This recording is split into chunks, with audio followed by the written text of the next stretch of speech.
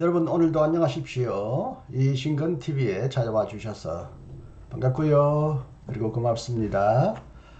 유리겐 몰트만의 저서 희망의 신학을 강독해 드립니다. 오늘은 9번째 제1장 종말론과 계시 4 하나님의 초월적 주체성의 신학. 칼바르트는 그의 로마서 강해를 완전히 새롭게 개정하여 제2판을 내놓았는데 그 이후로서 그는 무엇보다도 그의 동생 하일리히 바르트로부터 플라톤과 칸트 사상의 진정한 특징에 관해 더 나은 깨달음을 얻었던 사실을 들었다. 역동적이고 우주론적인 전망을 싫어하지 않았던 1919년의 로마서 제1판의 종말론이 이제부터 뒷전으로 밀려나게 된 것과 초기의 변증법적 신학이 시간과 영혼의 변증법이라는 사상적 도구를 가지고 작업하게 된 것, 그리고 그 신학이 칸트의 초월적 종말론의 매혹에 이끌린 것은 바로 이러한 영향이라고 보아야 할 것이다. 여기서 마지막은 근원과 같은 뜻을 지니게 되었으며 종말은 영혼에 의한 시간의 초월적 제한이 되었다. 바르트는 로마서 13장 24절 밤이 깊고 날이 가까이 왔다를 다음과 같이 주석하였다. 영원한 순간은 비교할 수 없이 매 순간과 대립하고 있다. 왜냐하면 그것은 매 순간의 초월적 의미이기 때문이다. 참된 종말에 관해 말하자면 모든 시간이 바로 종말이라고 말할 수 있다. 종말은 가까이 있다.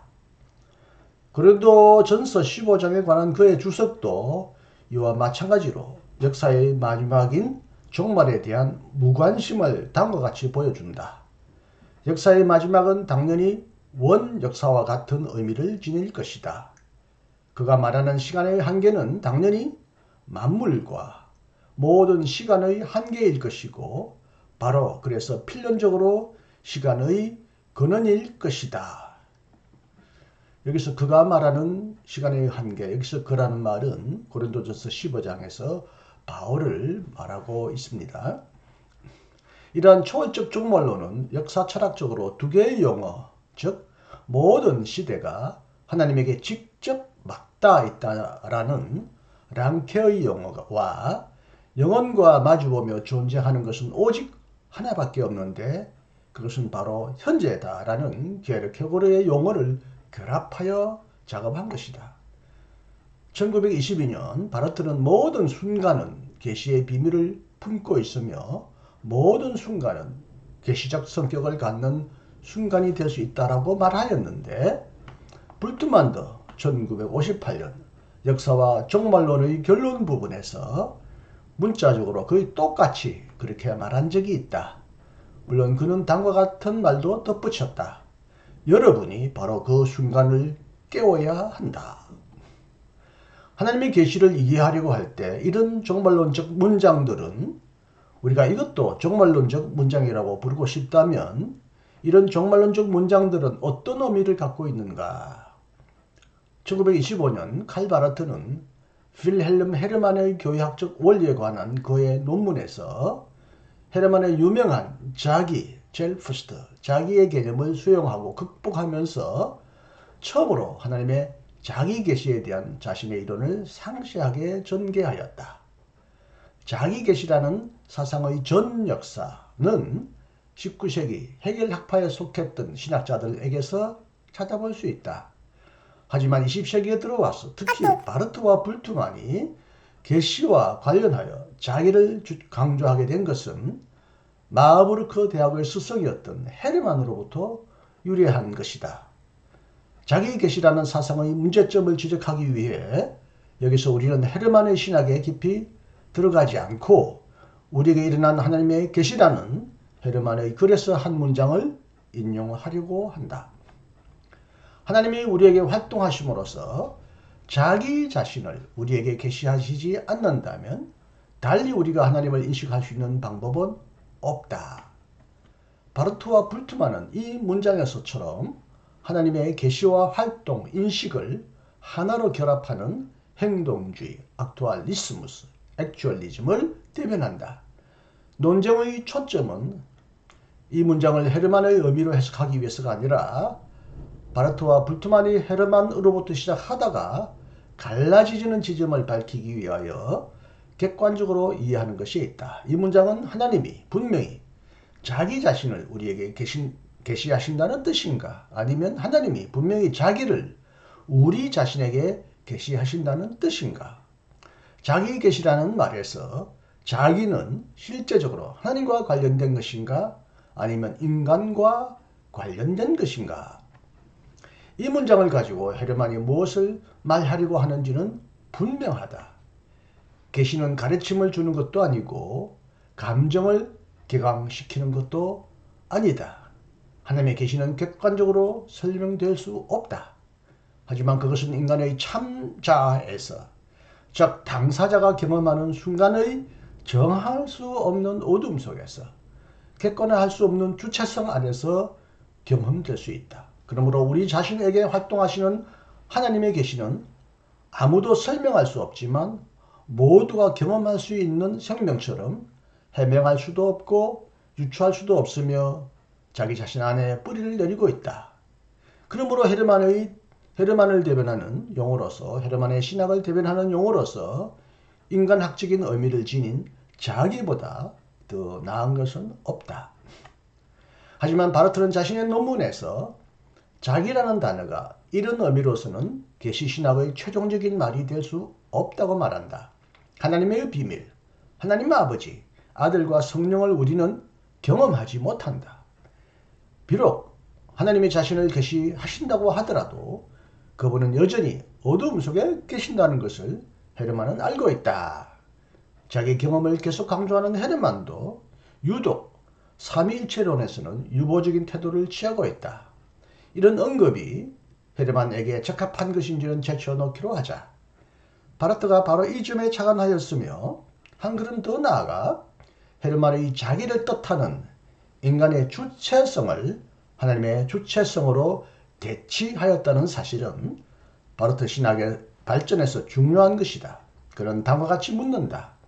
삼일체 하나님의 위엄을 생각할 때 자신의 삼일체적 위격의 순수한 행동 안에서 오로지 자기 자신만을 설정하시고 오로지 자기 자신을 통해서만 인식될 수 있는 하나님의 절대적 주체성을 우리가 생각해야 하지 않겠는가?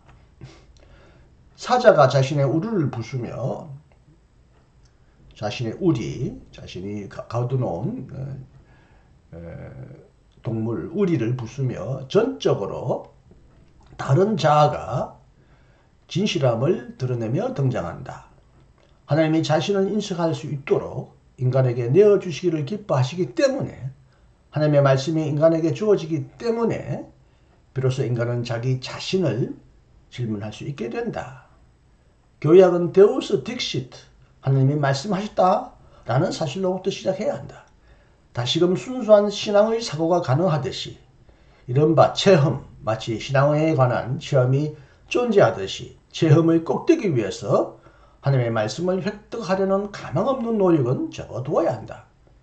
그러므로 바르트에게서 신학의 지식의 근거는 종교적 체험에 있지 않고, 헤르만을 비판하죠, 그리스도교적 진리의 자족성, 독자성에 있다. 그것은 입증된 것은 입증되지 못한 것처럼 내버려 두는 편이 좋다. 헤르만은 이것은 그가 칸트주의로부터 물려받은 유산이다. 계시를 객관적으로 설명할 수 없다는 것, 계시를 이론적 이성 앞에서 증명할 수 없다는 것을 자명한 사실로 받아들였다. 헤르만에 의하면 하나님을 객관화할 수 없다는 것과 각자의 실존 혹은 각자의 자아를 객관화할 수 없다는 것은 하나의 동일한 비밀이다. 하나님을 설명할 수 없다는 것과 은혜로 사는 삶을 설명할 수 없다는 것은 하나로 얽혀 있다. 그러므로 하나님 인식은 종교적 체험의 저항할 수 없는 표현이다.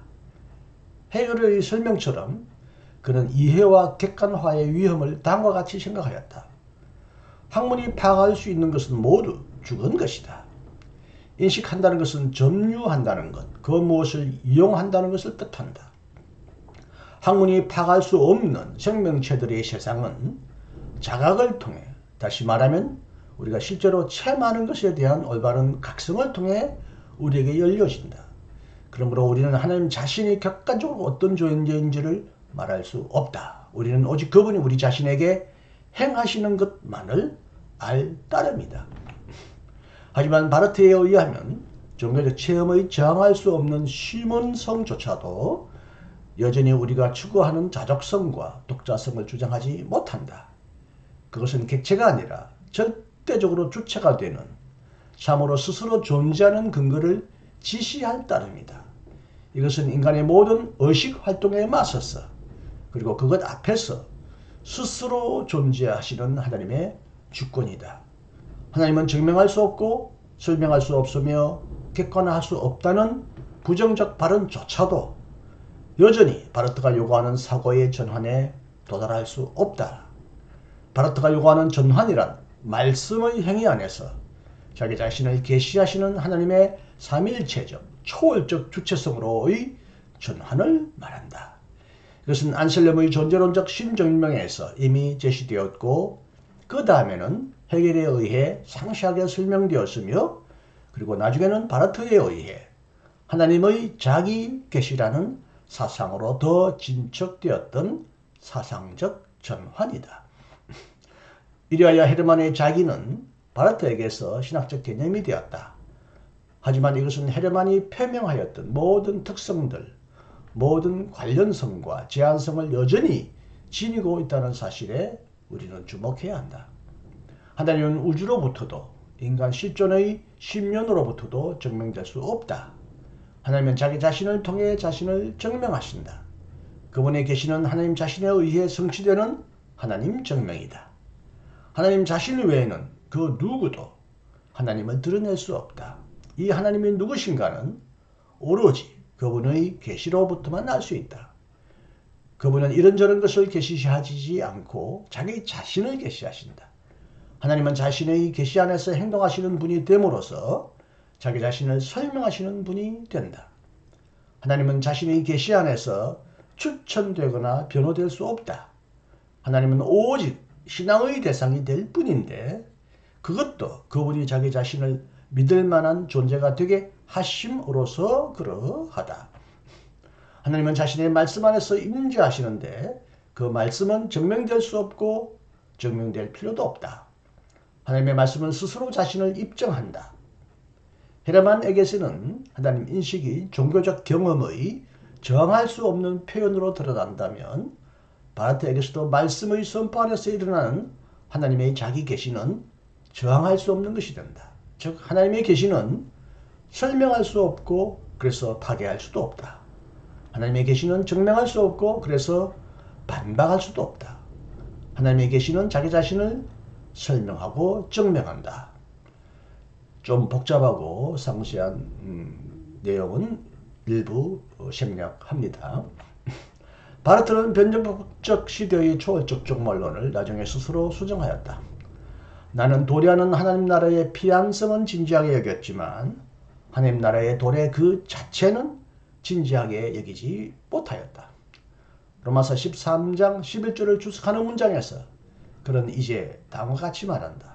이 구절의 특별한 의미, 즉 시간에 속하는 목적론, 진정한 종말을 향해 달려가는 시간의 과정을 내가 어떻게 지나쳐버렸는지 사람들은 알고 있다.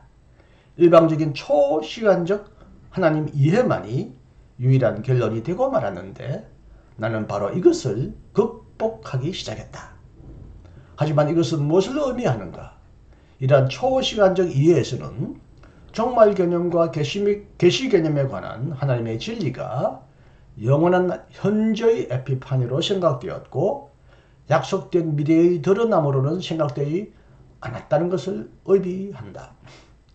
하지만 이미 지적한 대로 만약 바르트의 하나님의 자기 계시 이해가 바로 이러한 초월적 종말론의 영향을 받았다면 계시 이해도 당연히 그에 걸맞게 수정되어야 하지 않겠는가?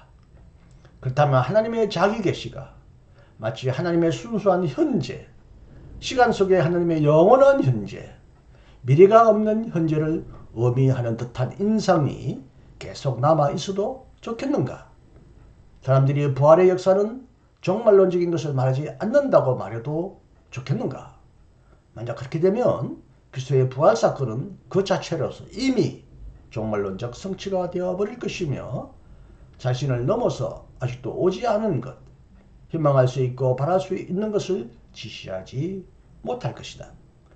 그리스도의 계시를 하나님의 자기 계시로 이해하는 자는 계시가 지시하는 미래와 목표가 무엇인가 라는 질문에 대한 답변을 계시의 근원, 즉 하나님 자신에 대한 명상에서 얻는다. 하지만 이렇게 명상하다 보면 부활한 자의 계시를 근거로 하여 예수 그리스도의 미래를 말하는 것은 거의 불가능해진다. 자기 계시 사상이 파르메니데스의 하나님을 나타내는 표현으로 뒤바뀌지 않으려면 사도 신경의 셋째 항목에 나타난 약속의 말씀을 향해 열려 있어야 한다.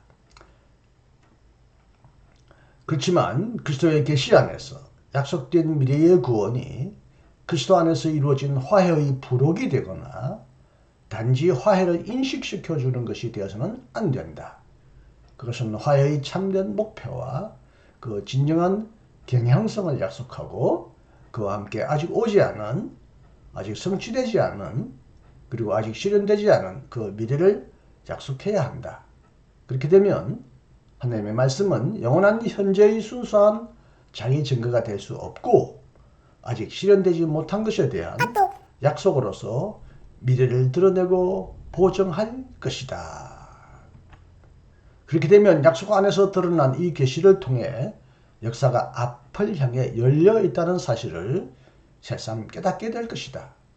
모든 시간들이 똑같이 하나님에게 직접 맞닿아 있지도 않을 것이며 그것들이 영원 앞에서 동일한 가치를 지니지도 않을 것이다. 오히려 모든 시간들은 약속된 종말에 의해 결정되는 과정 안에서 인식될 것이다. 만약 그리스도의 부활 안에서 일어난 하나님의 계시가 그 자체 안에 종말론적인 차이점을 갖고 있지 않다면 종말론적인 차이점을 갖고 있다면 기대와 회상, 확신과 위험, 약속과 회개의 범주 안에서 그것은 역사를 열어갈 것이다.